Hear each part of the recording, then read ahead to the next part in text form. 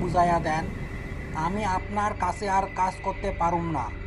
এরকম 2 নম্বরই জঘন্য কারবার আমি করতে চাই না। দেখ দয়াল, এখনো বলছি কাজটা তুই ভালো করছিস না, এর পরিণাম কিন্তু খারাপ হবে। পরিণাম যাই হোক, আপনাকে সাথে আমি এই জঘন্য কাম করতে পারুম না।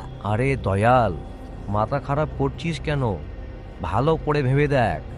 এতদিন তো সৎ পথে কাজ করলুম, কিন্তু কি পেলাম আমরা? আর যখন কটা টাকার মুখ দেখলাম, আর তোর মনে হচ্ছে এটা একটা জঘন্য কাজ? দেখ হারু, তুই টাকার লোভে অন্ধ হইয়া গেছিস। তুই বুঝতে পারতাছস না কি জঘন্য কাজটাই না তুই শুরু করছস। রাস্তাঘাটের অসহায় প্রাণীগুলোরে এইভাবে খুন কইরা ওই মাংস মানুষজনকে খাওয়াইতেছে ওই শয়তানটা। হ্যাঁ রে, তেমনটা তো বলবি। পাঠাটা, খাসিটা, মুরগিটা মেরে খাচ্ছিস, তখন মনে হয় না ওটা জঘন্য কাজ? আর রাস্তার কুকুর বেড়ালগুলোকে মেরে খেলেই মনে হচ্ছে ওটা জঘন্য কাজ? তোরা যা পারিস করগা, আমি আর আস্থাইকা তোদের লগে কাম করুম না। যা যা, করতে হবে না। তুই কি ভাবলি তুই কাজ বন্ধ করে দিলে আমার দোকান উঠে যাবে? সে গুড়ে বালি। দয়াল আর কোনো কথা না বলে চুপ করে বেরিয়ে গেল দোকান থেকে। বিলাস ও হারু তখন একে অপরের মুখ চাওয়াচাওয়ি করছে। তখন বিলাস বলল, এবার তাহলে কি করবো রে হারু? বাইরে গিয়ে বেকাটা সব উঠিয়ে বেড়াবে না তো? আরে অত ভেবে লাভ নেই, ও বেটা তার কাটা আছে, কদিন পরে পেটে টান পড়লে আবার কাজ করতে চলে আসবে। হ্যাঁ, বিষয়টা আর গুরুত্ব দিল না তারা কেউই, যে যার কাজে ব্যস্ত হয়ে গেল। অন্যদিকে দয়াল সাইকেল চালিয়ে একা বাড়ি ফিরছে নিমাই ঘোষের বাঁশবাগান দিয়ে। টিপ টিপ করে বৃষ্টি পড়া শুরু হয়েছে। হঠাৎ আকাশ বাতাস কাঁপিয়ে কর কর করে একটা বাজ। আস্তে আস্তে দয়ালের মাথার রাতটা কমতে শুরু করেছে। একটা সাইকেল চালিয়ে আসছে সে। এমন সময় সে হঠাৎ দেখলো রাস্তার উপরে একটা নিম গাছ উপড়ে পড়ে আছে। এই যা শালা, এখনো ঝড় বৃষ্টি শুরু হইল না, গাছটা উপড়ে পইরা গেল। যাই, গাছটা একটু রাস্তার ধারে সরাইয়া দি। দয়াল সাইকেল থেকে নেমে নিম গাছটা ছড়াতে যাবে, ঠিক তখনই দেখতে পেল দুটো সন্ডা গোছের লোক লাঠি হাতে তার সামনে এসে দাঁড়িয়েছে। এই ক্যারারে, এখানে কি করতাছস? আর কোনো কথা বলার সুযোগ দিল না। সেই লোক দুটো লাঠিটা তুলে সজোরে বসিয়ে দিল দয়ালের মাথার। মাথা ফেটে ছিটকে পড়ল তার রক্ত। তারপর সব চুপ। ঝড় বৃষ্টির রাতে এই নির্জন বাঁশবাগানে দয়াল খুন হলো। তারপর সেই দুজন আগন্তুক দয়ালের লাশটা টেনে নিয়ে গেল বাঁশবাগানের দিকে।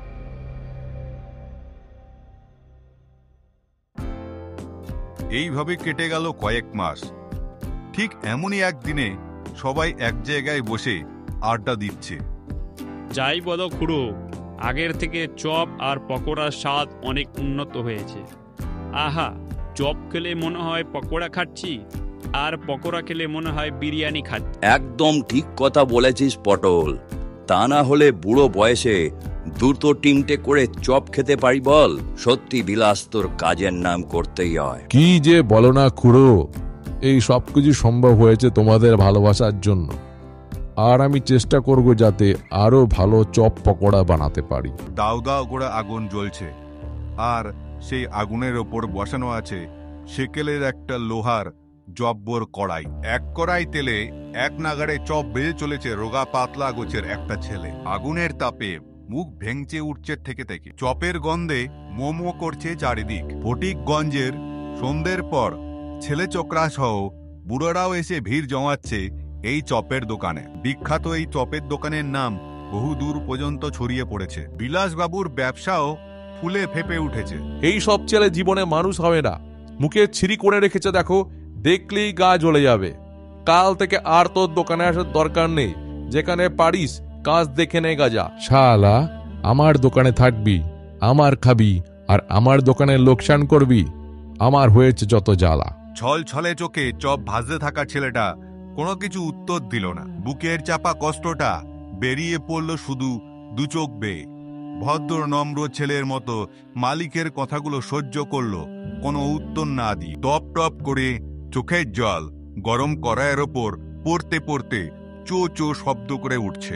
এই এই আবার ন্যাকা কান্না ধরেছিস? হ্যাঁ, কানের গোড়ায় সাটিয়ে একটা এমন চর মারবো না, তোর জন্য যদি আমার একটা কাস্টমার কমেছে, তারপর দেখবি আমি তোর কি করি। আগুনের আঁচের মতো পরিবেশটা গনগন করছে। সবাই বেশ অবাক হয়ে বিলাসকে দেখছে।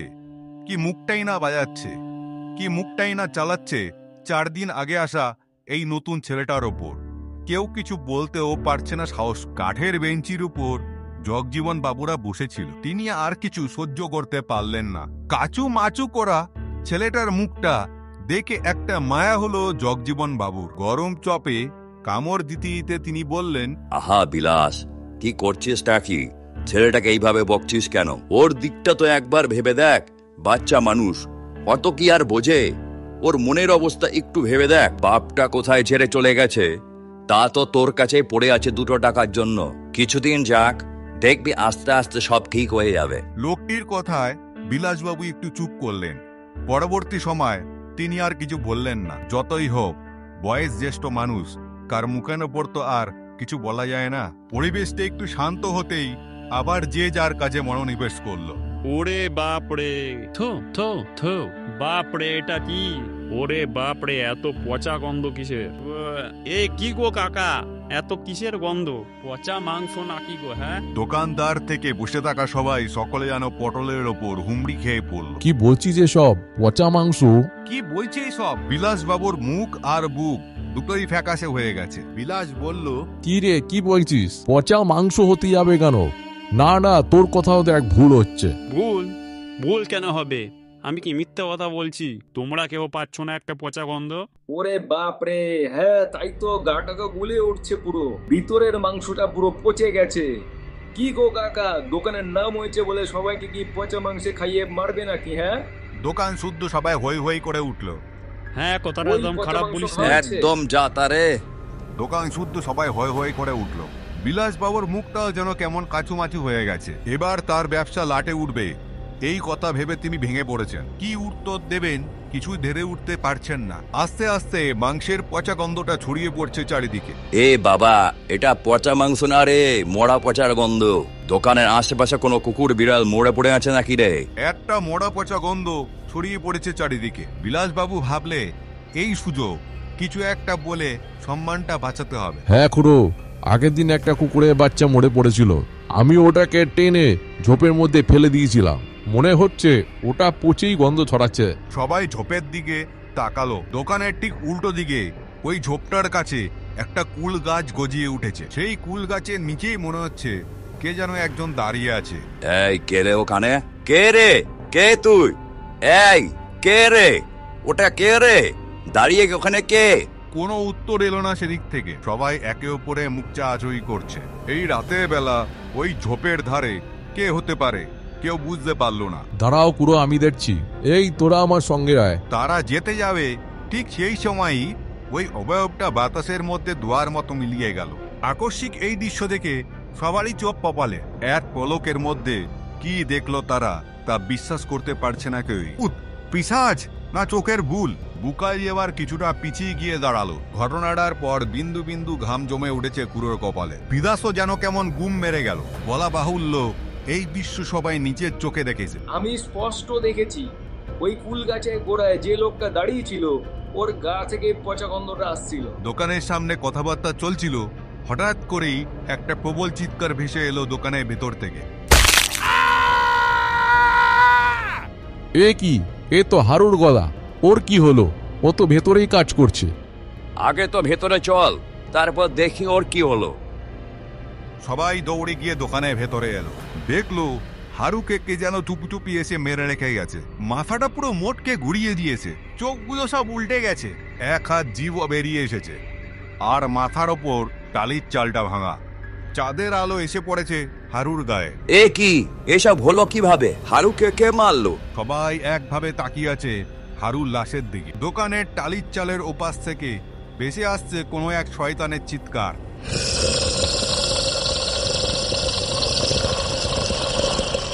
কি ভেবেছিস কি তোরা কি গ্রামের মানুষকে বাঁচতে দিবি না? মানুষ মারার ব্যবসা শুরু করেছিস তোরা। আজ তুই তোর পাপের শাস্তি পাবি। ও খুড়ো, এ তো দয়াল গো। আমাকে বাঁচাও। দয়াল, দয়াল, তুই একটু শান্ত হ। তুই বিলাসকে কেন মারতে চাস?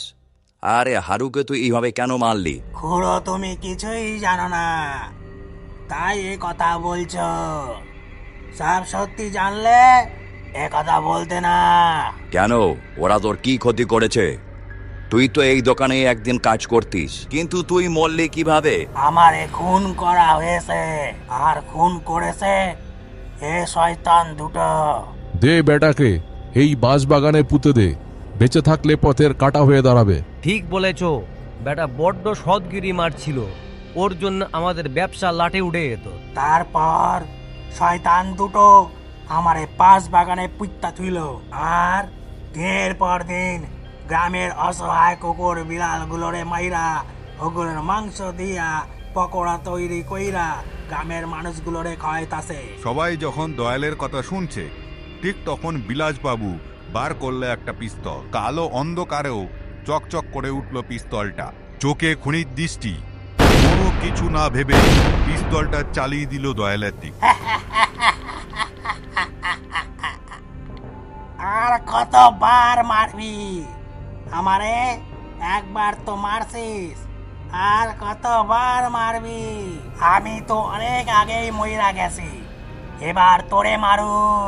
ছেড়ে দে, ছেড়ে দে দয়াল, মানছি আমরা দুজনে খুব ভুল করেছি, দয়া করে ছেড়ে দে আমায়, ছেড়ে দে। ক্ষমা ক্ষমা করুম তো গো, কি কইরা কইতাছিস? বিলাস পালানোর জন্য এদিক ওদিক তাকাচ্ছে। ঠিক সেই মুহূর্তে দোকানের কাজের ছেলেটা অর্থাৎ দুলাল তার সামনে এসে দাঁড়ালো। বাবা, তুমি মারা যাওয়ার পর আমি আর মা না খেতে পেয়ে মরছি, তারপর কাজের জন্য এইখানে এলাম, তখন এই শয়তানটা একটুখানি ভূত হলেই আমাকে মারে। তোমাকে যারা মেরেছে তুমি তাদের কাউকে ছেড়ো না বাবা, তুমি মেরে ফেলো তাদের, মেরে ফেলো, একেবারে শেষ করে ফেলো। দয়াল বিলাসবাবুর দিকে এগোতে যাবে, তখনই বিলাসবাবু বন্দুকটা উঁচিয়ে ধরল দুলালের মাথায়। আমায় ছেড়ে দে, নইলে তোকে যেভাবে মেরেছি তোর ছেলেকেও সেইভাবে মারবো। ওরে ছেড়ে দে, নাইলে সব থেকে যন্ত্রণাদায়ক মৃত্যু দেব তোরে। আমায় মারবি? অত সহজ নয়, যেইখানে আছিস ওইখানেই দাঁড়া, নয়তো তোর ছেলের মাথার খুলিকা উড়িয়ে দেবো। যথারীতি বিলাসবাবু দুলালকে পেনে চেপে ধরে ঘর থেকে বাইরে বেরিয়ে এলো। টিভিতে হিন্দি সিনেমা ছবির মতোই এই দৃশ্যটা দেখে সবাই অবাক। কি হচ্ছে আর কি হবে কেউ বুঝতে পারছে না, কেউ সাহস করে বিলাসকে আটকাতেও পাচ্ছে না। সবাই ততক্ষণে দোকানের ভেতর থেকে বাইরে বেরিয়ে এসেছে। বিলাস, দুলালকে ছেড়ে দে, যে কোনো মুহূর্তে বিপদ হতে পারে। হ্যাঁ খুড়ো, দুলালের জন্য তোমার কষ্ট হচ্ছে, আর ওকে ছেড়ে দিলে যে ও আমাকে মেরে ফেলবে তার জন্য কষ্ট হচ্ছে না?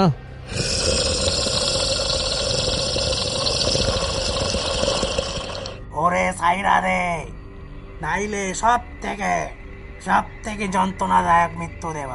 আচমকা দুলাল বিলাসের হাতে কামড় বসায়। প্রবল যন্ত্রণায় বিলাস ছেড়ে দেয় দুলালকে। দুলাল ছুটে পালায় সেখান থেকে। হ্যাঁ, আমার হাতে কামড় দিলি, আজ আমি একা নয়, তোকে নিয়েই মরবো। কথাটা শেষ করেই যেই না বিলাস দুলালকে গুলি করতে যাবে, ঠিক সেই সময় দয়াল তার হাত দুটো বাড়িয়ে দিল বিলাসকে লক্ষ্য করে। হাত থেকে বন্দুকটা খসে পড়ে গেল। রীতিমতো বিলাস এখন শূন্যে ভাসছে। আজ তোকে সব পাপের মর্মান্তিক মৃত্যু দেব। আমায় ছেড়ে দে, আমি এই কাজ বন্ধ করে দেব, আমায় ক্ষমা করে দে, ক্ষমা করে দে আমায়। আজ তোকে সব পাপের মর্মান্তিক মৃত্যু দেব। আর কিছু বলা হলো না, সঙ্গে সঙ্গে মট করে একটা শব্দে বিলাসের ঘাটটা মোটকে দিল দয়াল। এইভাবেই বিলাসের মৃত্যু হলো, আর দয়ালের আত্মা মুক্তি লাভ করল। মানুষের অতিরিক্ত লোভে যখন পাপের ঘোড়া পূর্ণ হয়ে যায়, আর ঠিক তখনই তারপরে তার ফলও ভুগতে হয়।